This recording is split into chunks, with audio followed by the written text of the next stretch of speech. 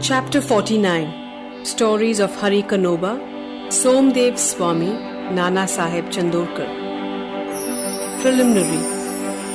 When even the Vedas and the Puranas cannot sufficiently praise Brahma or the Sadguru, then how can we, the ignorant, describe our Sadguru, Sri Sai Baba? We think it is better for us to keep quiet in this matter.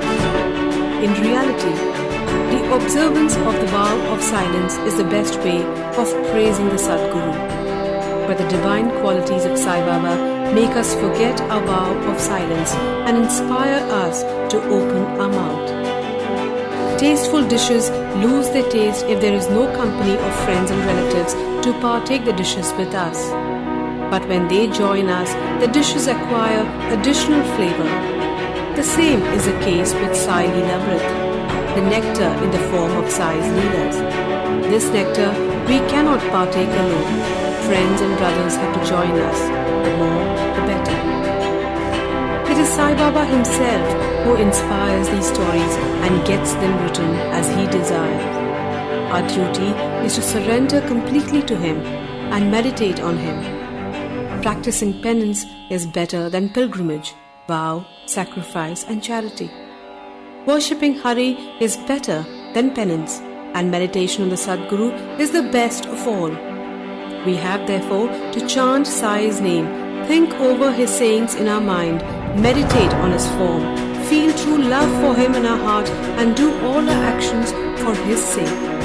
There is no better means than this for snapping the bondage of this samsara. If we can do our duty on our part, as stated above, Sai is bound to help and liberate us. Now, we revert to the stories of this chapter. Hari Kanoba. A gentleman of Mumbai named Hari Kanoba heard from his friends and relatives many Leelas of Baba.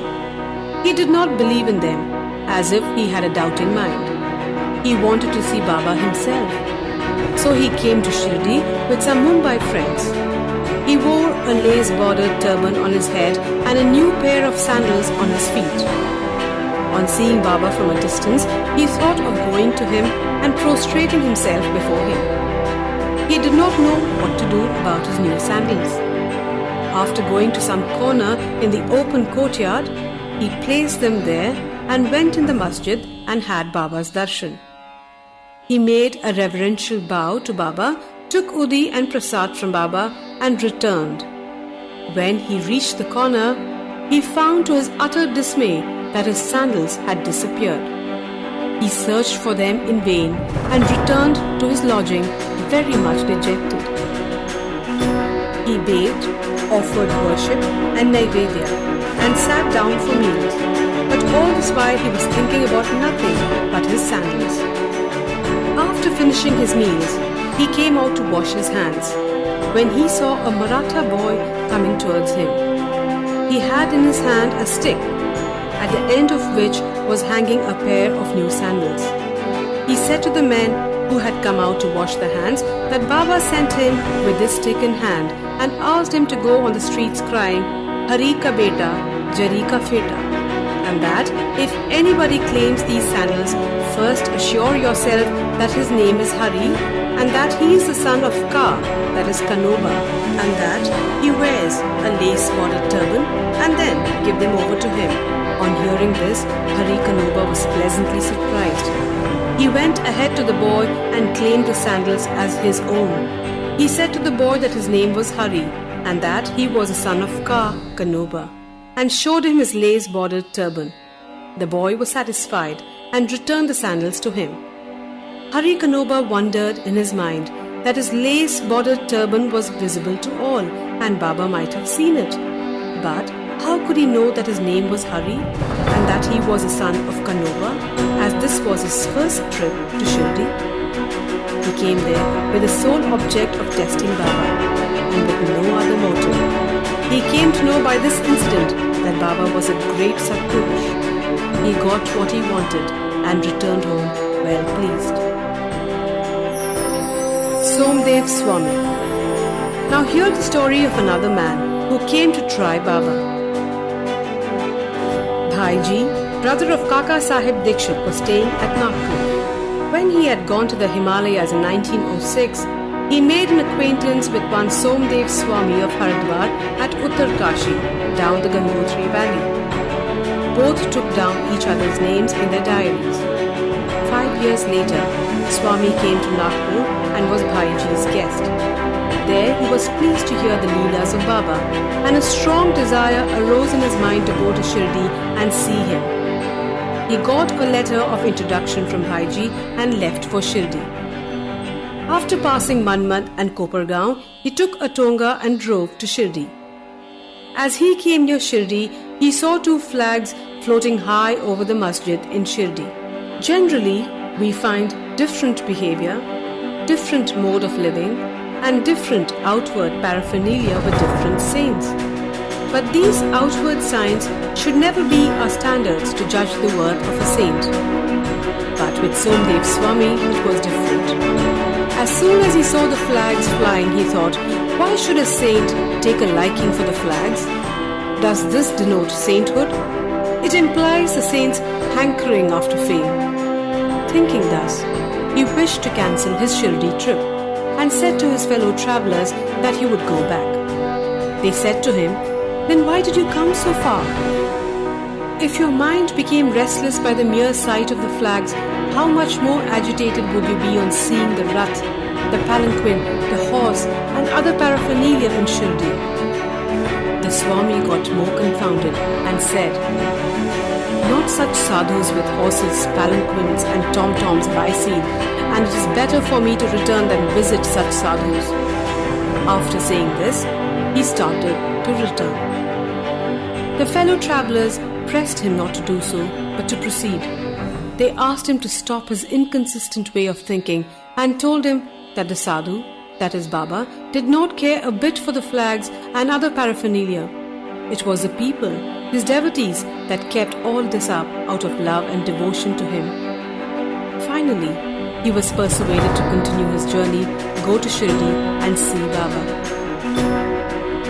When he went and saw Baba from the courtyard, he melted inside. His eyes were full of tears. His throat was choked, and all his evil and crooked thoughts vanished. He remembered his Guru saying that is our abode and place of rest, where the mind is most pleased and settled. He wished to roll himself in the dust of Baba's feet, and when he approached Baba, the latter got wild and cried aloud, let all a humbug be with us. You go back to your home, beware. If you come back to the masjid again, why take the darshan of one who flies a flag over his masjid? Is this a sign of sainthood? Remain here not a moment. The Swami was taken aback by surprise. He realized that Baba read his heart and spoke it out. How omniscient he was. He knew that he was least intelligent and that Baba was noble and pure. He saw Baba embracing somebody, touching someone with his hand, comforting others, staring kindly at some, laughing at others, giving Odi Prasad to some, and thus pleasing and satisfying all. Why should he alone be dealt so harshly? After thinking seriously, he came to realize that Baba's conduct responded exactly to his inner thought, and that he should take a lesson from this and improve, and that Baba's wrath was a blessing in disguise. It is needless to say that later on his faith in Baba was confirmed and he became a staunch devotee of Baba. Nana Sahib Chandorkar. Hemant Pant concludes this chapter with the story of Nana Sahib Chandorkar. When Nana Sahib was once sitting in the masjid with Mahal Sapati and others, a Muslim gentleman from Bijapur came with his family to see Baba. On seeing veiled ladies with him, Nana Sahib wanted to go away, but Baba prevented him from doing so. The ladies came and took the darshan of Baba.